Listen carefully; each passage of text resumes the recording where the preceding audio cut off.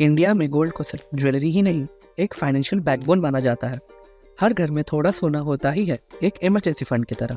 लेकिन आज के टाइम में किस फॉर्म में गोल्ड लेना चाहिए, वही तो रियल क्वेश्चन है। Gold is now close to 1 lakh rupees for 10 grams and silver is trading around 1 lakh rupees per kilo. अभी ये क्वेश्चन है, सोना घर के लॉकर में रखें या फ़ोन के ऐप में? और हम जैसे बिगिनर्स जिन्होंने अभी अर्न करना स्टार्ट किया है, उनके लिए कौन से ऑप्शन स्मार्ट और बजट फ्रेंडली बन सकते हैं, चलो समझते हैं। सबसे पहले फिजिकल गोल्ड की बात करते हैं, जैसे ज्वेलरी, कॉइन्स या बार्स। इमोशनल वैल्यू तो होती है, लेकिन इन्वेस्टमेंट के पॉइंट ऑफ व्यू से प्रॉब्लम्स भी काफ़ी हैं।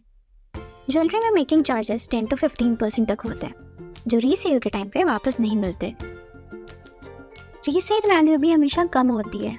जब आप ज्वेलर को बेचते हो, वो प्योरिटी चेक करता है, वेस्टेज और अपना मार्जिन कट करके ही पैसा देता है। मतलब जो रेट न्यूज़ में देखते हो उतना एक्चुअली मिलता नहीं है। अगर बैंक लॉकर में रखते हो तो उसके एनुअल चार्जेस अलग से होते हैं। और एक बड़ी बात, बैंक लॉकर इंश्योर्ड नहीं होते।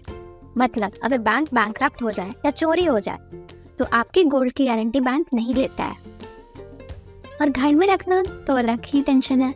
मतलब सोना लॉकर या घर, दोनों जगह हेडेक बन सकता है। सेफ लगता है पर रिस्क फ्री कभी नहीं। अब देखते हैं कि हमारे पास कौन कौन से डिजिटल ऑप्शंस अवेलेबल है।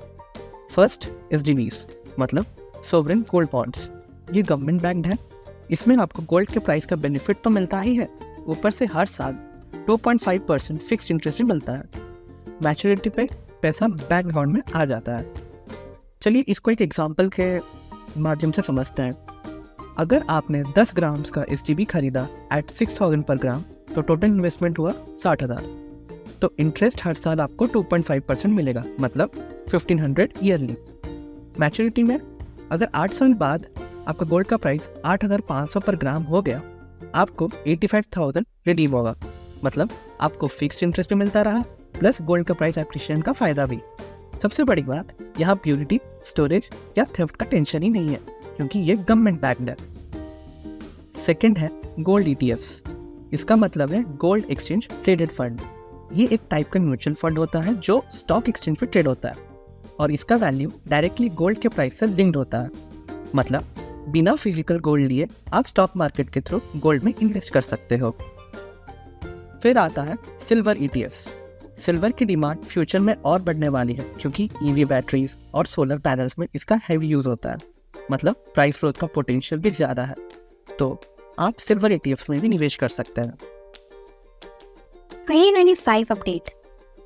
गोल्ड ETFs में इनफ्लोज रिकॉर्ड हाई है। सिल्वर ETFs में भी पिछले 1 साल में सबसे ज़्यादा पैसा गया है। रीज़न सिंपल है, ग्लोबल अनसर्टेनिटी प्लस इन्फ्लेशन। लोग सेफ्टी ढूंढते हैं, तो घर में सोना रखने से ज़्यादा सेफ है डीमैट अकाउंट में सोना रखना। एक ही चैलेंज है, डीमैट का सोना सिर्फ पोर्टफोलियो में शाइन करता है, शादी के एल्बम में नहीं। तो दोस्तों, अगर इमोशनल अटैचमेंट चाहिए तो ज्वेलरी लो, लेकिन सेफ्टी, लिक्विडिटी और स्मार्ट इन्वेस्टमेंट के लिए ETFs और SGBs are the real deal. यहीं से शुरू होता है हमारा ETF series.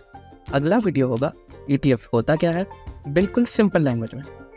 We are the finance duo, तुम्हारे मनी कोचेस, हसल से बचत तक। और हाँ, लाइक, शेयर और सब्सक्राइब करना मत भूलना।